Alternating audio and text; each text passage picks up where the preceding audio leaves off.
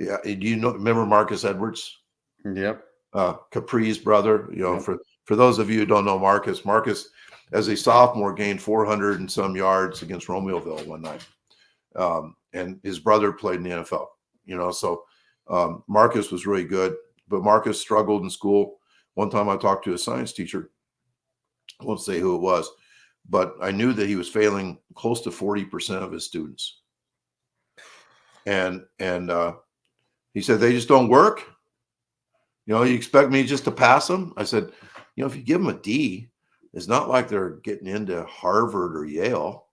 I mean, they're still not. I mean, drag them to the finish line. I don't know what you're proving. And, I said, does Marcus have a chance to pass? And he laughed. And as nice of a guy as you know me to be, there is a switch. There's a fuse. A short fuse that got lit. And I feel really good that I did not hit him.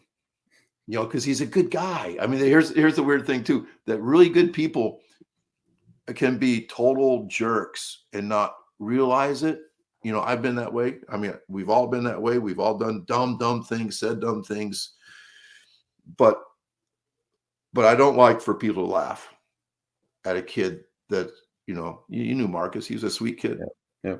A great kid, and so sad that there's that cartoon that where they have like a fish and a monkey and a chicken, and they're sitting in school and they said, today we're going to learn how to climb a tree.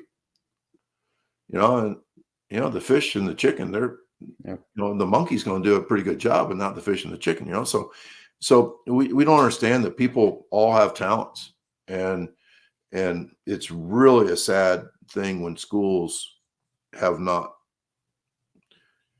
thought that through enough. Well, they thought it through. They just think that every kid needs to go to college.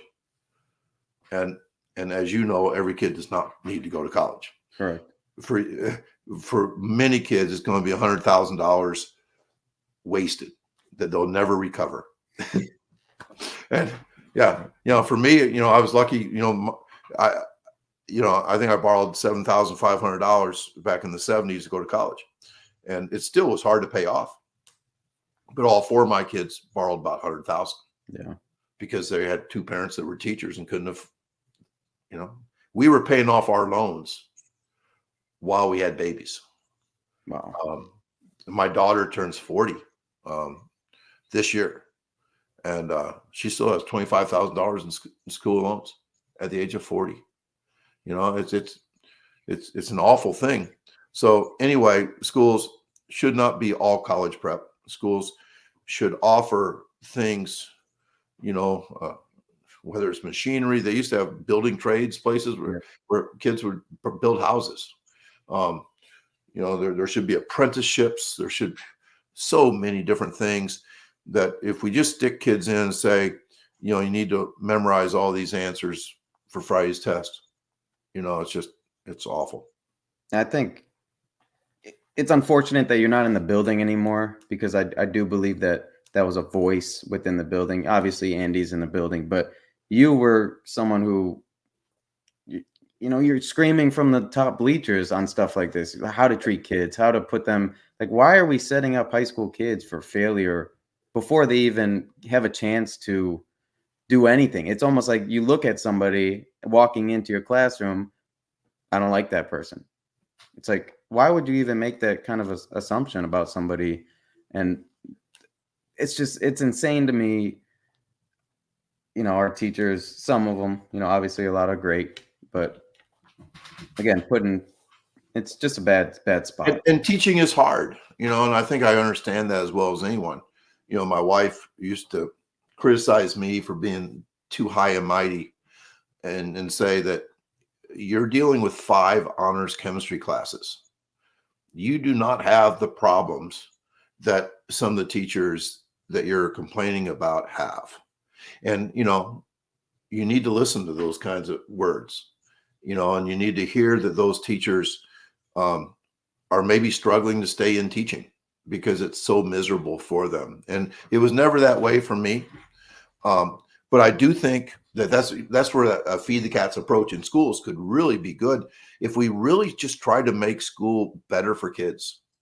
That, you know, if there's a way that we can make geometry less hated, it would improve performance. And so, yeah, all those things. I probably talk too much about those things, and as you know, I've gone to bat with kids that have been arrested and stuff wrongly, and I probably lost some cred, you know, when you know, like, I was told that, you know, all I want is that kid to be able to run track for me or something like that, and you know, that was part of it. That was part of it, but the other part was that he was wrongfully arrested, Yeah. or maybe he was never arrested. Right. You know, like, ugh. So those things are hard, but I think, you know, I can be like the world's biggest critic of high schools, and I can also be their biggest defender. It's really weird. You know, I spent my That's whole what life in people, high school. yeah, that's what people need, though, right? At the end, They need both. they need both, and Yep. it'd be nice to come from the same person because you hit both extremes from one person, and it's just, you know, the issue is you go 6 classes and each teacher is just distinctly like different, right? And they all have their own approach, so And it's that's hard not all to, bad. That's not it's all not, bad. it's not all bad, correct. But to have somebody like you, I never had you as a teacher, but I've only heard great things. Everybody loved your class. And it's one of the things I say in my presentations. I think this has an application towards sports. Is that on the first day of chemistry, I would say, chemistry is going to be your favorite class, and I'm going to be your favorite teacher. And then I would breathe real deep and be like, now I got to make that happen, you know. Yeah. But I don't know about you, but I've had teachers, and I remember every teacher I've ever had. You know, I probably took notes on their teaching ability. I was weird. But, you know, I had teachers that gave us an assignment within 5 minutes of the first day, and basically told us that class was going to be hell and we better be ready for it. And I'd be like, oh, how am I going to get an A?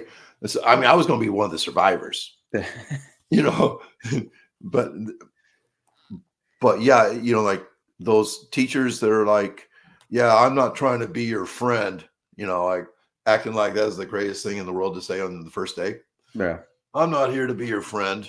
I'm like, oh, I think these guys need some friends, you know? Yeah, I miss teaching, and I also love not having to wake up and go put on my khakis, and you know, being retired's been good too.